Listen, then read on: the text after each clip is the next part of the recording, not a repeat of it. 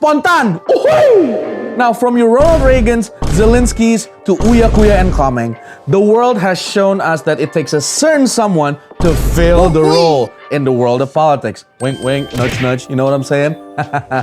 But on a real though, like, what does it really take to be a politician these days? Like, it usually needs a good vision, mission, constituents, and proper backing.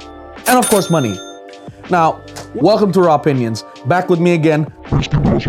And today, we are going to talk about how entertainers can become politicians. Political idols. Is it coalition? Is it clout? Or is it a controversy? Now, let's begin, shall we? Let's use Kameng as an example. He's a comedy legend in Indonesia with his gimmicks and wit and just his overall funny vibes in Indonesian comedy. I mean, what does he actually have to offer when it comes to, well, coming into office? Like, does he make jokes in the fucking offices? Like, kayak dia lagi ke kantor DPR terus ngelawak gitu? Like, is that like a qualifications? I don't fucking know. But all I know is that he can make funny jokes and he can make funny gimmicks. He can make fun of other politicians who are quote-unquote corrupt. So I guess that will be fun. I mean, most of us didn't really expect to see Pak Alfian Shah Kameng's face on the election day with his gimmicks and his photos with the blue shirt and everything. And he was the only guy with a different photo and with no excessive ballyhos or campaigns, apparently. And we just know that he's funny as fuck. Like, he's so hilarious. Like, this one time where he fucking throw the fishing rod to the pool because he's tired. Oh, gede nih dah nih. Tuh. Pelan-pelan, tarik pelan. Capek ah. Wonder if he's gonna do the same in office though. Kalau misalnya dia bosen di kantor gimana, kayak udah capek gitu, dia pulang kali ya, I don't know.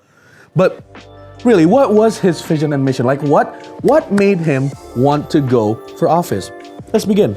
Now, we all know that he went for office in West Java on the DPD office, right? And his main goal, one of his like ideas is to nurture and develop performance arts in West Java, since it's his constituents. And I'm a part of his constituents as well, by the way. That's why I voted for him. In order to be the same level as he said, end quote, to be the same as South Korea, so they could invade with their creations abroad, like AKA Make Indonesia Great Again, or MIGA. Yeah, I almost said the N-word, but I didn't. What you gonna do about it? But like, yeah, he wanted Indonesia to be like South Korea in a sense of like, oh yeah, we want Indonesian songs to invade other cultures, to be like, oh yeah, listen to our song, like, watch our movies, watch our series. I mean, like,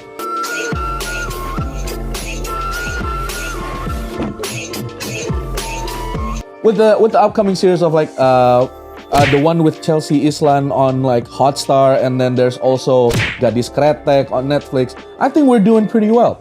But like with a constituent like Mr. Kameng over here, like Mr. Alfian Shah Kameng, Pak Alfian Shah Kameng, and now gak bisa panggil Kameng lagi gue. He will make sure that it could happen in the near future. But then again, is it just a public face or is it an ulterior motives to get something else? Now, he hasn't been in the public scene for quite a while. I mean, yeah, sure, there's some like television shows and whatnot, but this just goes to show, despite that, his polls still dominate the West Java area with no promotional content, no political party backing him, and yeah, again, no baliho. There's not a lot of baliho about him. We just see his stupid, like, silly face, and we voted for him, and it's fun. But like, what is his goal? Like, what is he aiming? Like ulterior motives. Is there any? Like, what are the benefits of coming to a political office? Well, like Goldie Roger in One Piece says, power, fame, and riches, basically. If you have those in Indonesia, well, anywhere, basically, you're good. Now, having a comedian inside the parliament could do very, very well for us. Or it could be our downfall. Depends. Comedians are witty, they're smart enough to find political angles and maneuvering, and they, like I said before, they could make fun of like dumbass politicians or dumbass policies with a joke, and people would still laugh at it because it's funny as fuck.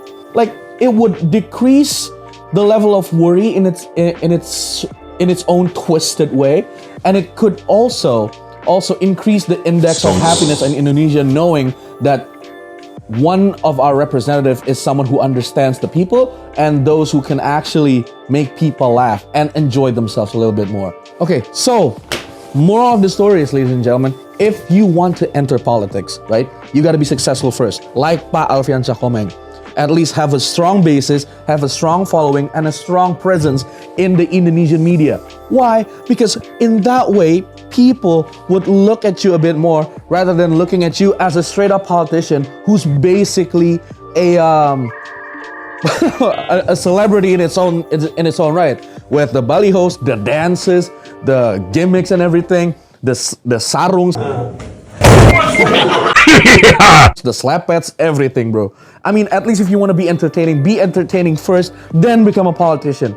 That way you would sound a bit more legit in its own way. And you know what you're doing when it comes to like getting people's attention. Or you could do this.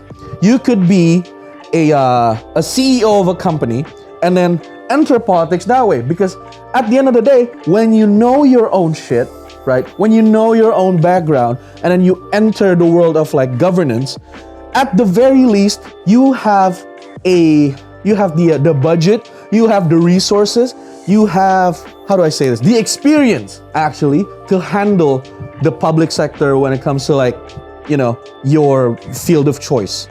Like, you know, like a technocrat, like Pak Nadiem Makarim, for example. It would be so great because the more you know, the less bullshit you get in public. But that's it for today for Raw Opinions episode. Be sure to tune in for the next episode, and I'll see you guys then. Peace out.